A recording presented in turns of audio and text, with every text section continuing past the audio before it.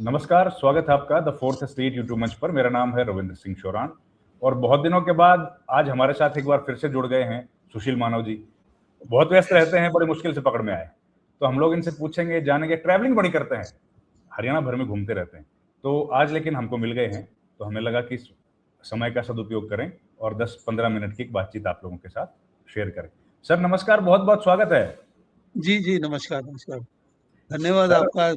आपने इतनी अच्छी इंट्रोडक्शन दी मेरी, इतना मैं उस लायक का नहीं हूँ वैसे। नहीं सर, आपका शेड्यूल बड़ा टाइट है, बिजी हैं, पर आज आपने वक्त दिया। सर मैं ये कह रहा था, ये आप वो खबर हमेशा लेके आते हैं भाई, 600 करोड़ रुपए हरियाणा की सरकार के खाते में थे, वो इधर उधर आईडीएफसी बैंक में। वो सर ये एक और खबर आ रही है कि वो जो एक्यूज थे वो पुलिस के साथ ही कहीं होटल में पहुंच गए। जी सर ये जी। बुड़ैल जेल से जब जनरल हॉस्पिटल 16 जाएंगे तो रास्ते में पड़ते हैं क्या ये होटल, या कोई दूसरा रास्ता है? नहीं, बात रास्ते में पड़ने की नहीं है। ये विक्रम वधवा जो है, एक ये रियल्टर हैं जो कि इस सारे जो 645 करोड़ का जो कहा जा रहा है आईडीएफसी बैंक घोटाला, उसमें अगर किसी व्यक्ति, एकमात्र व्यक्ति को सबसे ज्यादा रकम पहुंची है तो वो इसको पहुंची है। 151 करोड़ के आसपास का, या 171 करोड़ शायद बताया जा रहा है। और कुछ इसमें इसकी संपत्तियां जो है वो सीज भी की गई हैं। अब ये व्यक्ति विक्रम वधवा बहुत बड़ा अमीर व्यक्ति है, और ये बुड़ेल जेल में था, तो इसको मेडिकल जांच के लिए ले जाया गया। नेचुरली वो तो जनरल हॉस्पिटल 16 वहीं ले जाया जाता है, मगर साथ लगते 17 सेक्टर के एक होटल में वो अपने दो बेटों के साथ खाना खाते हुए पाया गया। उसके जाहिर है उसने परिवार को बुला लिया होगा मिलने के लिए। उसके दो बेटे भी। अब अब एक डीएसपी दिलावरी हैं, मुझे ध्यान है कि जब मैं चंडीगढ़ में था तो उस वक्त वो एसएचओ हुआ करती थी, तो उनका अच्छा खासा नाम था। उन्होंने रेड करके पकड़ा, और एक ओ, वीडियो भी वायरल हो रहा है जिसमें पहले तो वो उन पुलिस वालों से पूछा जा रहा है कि ये कौन है। वो कहते जी हमें नहीं पता ये कौन है। अच्छा, जिनकी हाँ कस्टडी में है वो कह रहे हैं हमें नहीं पता है कौन है। हाँ हाँ। तो फिर उससे पूछा, भाई तुम यहाँ हो कैसे? कौन? हैं, नहीं नहीं, कौन हो तुम और यहाँ कैसे हो? हैं, वो चुप होके खड़ा है, उसके ऊपर फोकस है, वो आ, जैसे दयनीय सी हालत बना के खड़ा हुआ है। तो कि भाई इस तरीके से डीएसपी दिलावरी ने मौके से पकड़ा, और वो वहां पे उस होटल में अपने दोनों बेटों के साथ खाना खा रहा था। तो अभी तक तो वो खुद गिरफ्तार था। अब कल उसके दोनों बेटों को भी गिरफ्तार कर लिया गया है, और पुलिस इस मामले में ये जांच करेगी कि क्या उसको जेल से भगाने की साजिश थी और उसके बेटे भी उसमें शामिल थे। तो अब वो परिवार के 3 सदस्य इस पुलिस के फेरे में आ चुके हैं। तो क्या ऐसी क्या जरूरत थी सब, नहीं कैसे? रविंद्र जी, असल में जब पैसा बहुत ज्यादा होता है ना, तो कई बार दिमाग ऐसा हो जाता है कि जैसे सारा सारा जहां हमारी मुट्ठी में है, वही दो, एक एक सब इंस्पेक्टर और एक असिस्टेंट सब इंस्पेक्टर था जो उनके साथ थे। उन दोनों को सस्पेंड भी किया गया है।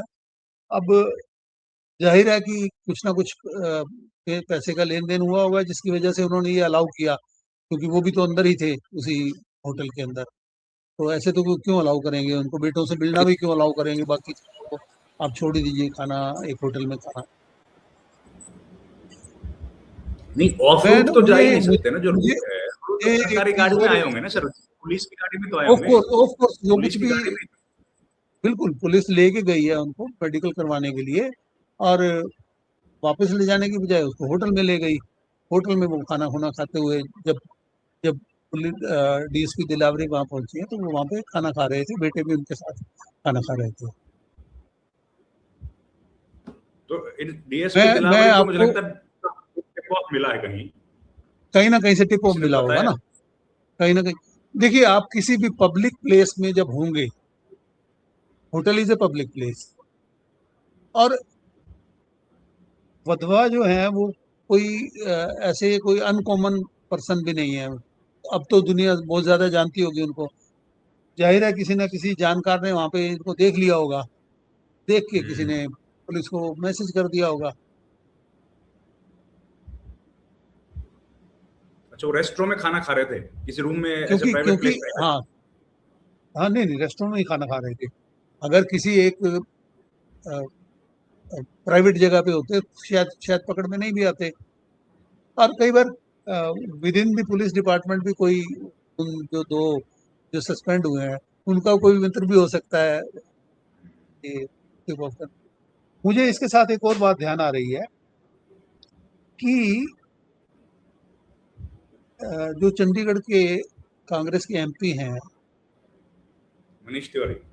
मनीष तिवारी, उन्होंने लोकसभा में एक क्वेश्चन पूछा था, उसके जवाब में ये आया कि चंडीगढ़ जो एडमिनिस्ट्रेशन है वो आईएएस और आईपीएस के मामले में जो सैंक्शन स्ट्रेंथ है उससे ज्यादा पे चल रहा है।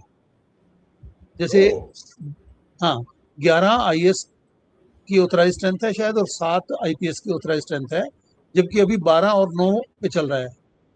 फिर उन्होंने साथ में ये भी कहा कि 12 आईएएस और 9 आईपीएस 144 स्क्वायर किलोमीटर का चंडीगढ़ है।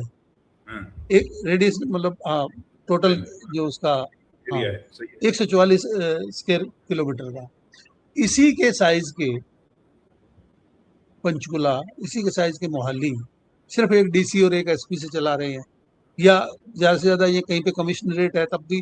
इवन आपको ध्यान होगा कि पंचकुला कमिश्नरेट में लंबे समय से तो कोई कमिश्नर नहीं थे, डीसीपी को ही चार्ज दिया हुआ था।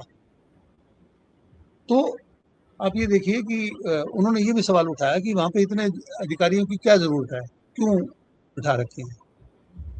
तो अब देखिए ना कि सभी डिपार्टमेंटों के वहां पे डायरेक्टरेट्स तो ऑलरेडी हैं, मगर एक फाइनेंस सेक्रेटरी भी है, एनवायरमेंट सेक्रेटरी भी है, हेल्थ सेक्रेटरी भी है, होम सेक्रेटरी भी हैं, जबकि हेल्थ डायरेक्टर तो हैं वहाँ पे। तो बहुत ज्यादा संख्या है वहाँ पे। ये मनीष तिवारी ने का कहना था, उन्होंने एक जो सवाल किया उसका जवाब को पोस्ट भी किया हुआ है उन्होंने। पर दिस इज वेरी स्ट्रेंज, देश भर में तो कमी है आईएएस आईपीएस अधिकारियों की, दिल्ली में चंडीगढ़ में बढ़े आप ज्यादा है आप हरियाणा का देख लीजिए, हरियाणा में 226 सैंक्शन स्ट्रेंथ है आईएएस आईएएस की, की। जिस अभी 182 लोग काम कर रहे हैं, और 8 लोग इस अगले 4 महीने में रिटायर भी होने वाले हैं। कमाल है। तो एनीवेज, हम लोग अपने अगर बात पे वापस लौटे तो ये जो सीबीआई इस पर काम कर रही है, आजकल कुछ रोज पहले किसी आईएएस के घर पर रेड भी मारी गई थी सर। जी, एक सूचनाएं थी कि एक आईएएस अधिकारी के यहाँ पे सीबीआई, हालांकि सीबीआई ने कोई ऐसा ऑफिशियल प्रेस नोट नहीं जारी किया, जबकि पिछले 1-2 रेड्स के दौरान उन्होंने अपना ऑफिशियल प्रेस नोट जारी किया था। बट ये सूचना तो आई है कि एक आईएएस अधिकारी हैं, उनके यहाँ पे रेड हुई है। सीबीआई सुबह 2 गाड़ियों में पहुंची थी और शाम तक 8 बजे तक रही, और ये भी बताया गया था कि आईएएस अधिकारी खुद उस वक्त पे घर पे नहीं थे। तो अभी क्या अपडेट है सर उस पूरे घटनाक्रम में, पूरे मामले में? कहाँ चल देखिए रहा है अभी देखिए, एक चीज है कि जितने भी गैर आईएएस अधिकारी या कर्मचारी पकड़े गए थे या बैंकों के अधिकारी पकड़े गए थे, उन सबके खिलाफ तो सीबीआई ऑलरेडी चार्जशीट पेश कर चुकी है। मगर आपको ध्यान है कि राम कुमार सिंह, पंकज अग्रवाल और प्रदीप कुमार, ये 3 आईएएस अधिकारी पकड़े जा चुके हैं, और बाकी और भी 5 अधिकारी ऐसे हैं जिनके लिए सीबीआई ने already 17A prevention of corruption act की जो एक सैंक्शन होती है, अगर उनसे पूछताछ की जानी है, उनको इन्वेस्टिगेट किया जाना है, तो उसके लिए ले रखी है। मगर उनके बारे में अभी तक कोई सीबीआई हालांकि चार्जशीट? पूछताछ सभी से कर चुकी है, तो अभी तक ना तो कोई उसके बाद चार्जशीट किसी आईएएस अधिकारी के बारे में आई है। और पिछले अगर कहें तो लंबे समय के दौरान सीबीआई की एकमात्र गतिविधि जो देखी गई वो यही जो हम बात कर रहे थे कि एक आईएएस अधिकारी के निवास पर रेड की बात है, जिसका सीबीआई ने अभी तक आधिकारिक रूप से कोई पुष्टि नहीं की। और ये विक्रम वाधवा भी तो सीबीआई की कस्टडी में ही है ना सर?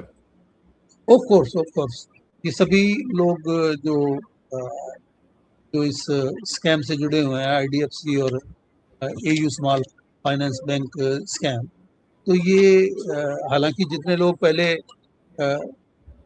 विजिलेंस ब्यूरो भी पकड़ चुका था, तो वो भी सभी, क्योंकि वो सारी टेक ओवर कर ली थी सीबीआई ने, सभी सीबीआई की कस्टडी में ही है। Right sir. नहीं, सीबीआई की कस्टडी में नहीं कहेंगे, यहाँ मैं थोड़ा सा क्लैरिफाई करूंगा।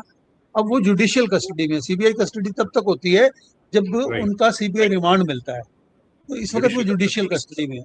जेसी, राइट, इसलिए वहां पे थे, इसलिए सीबीआई उनके साथ नहीं थी।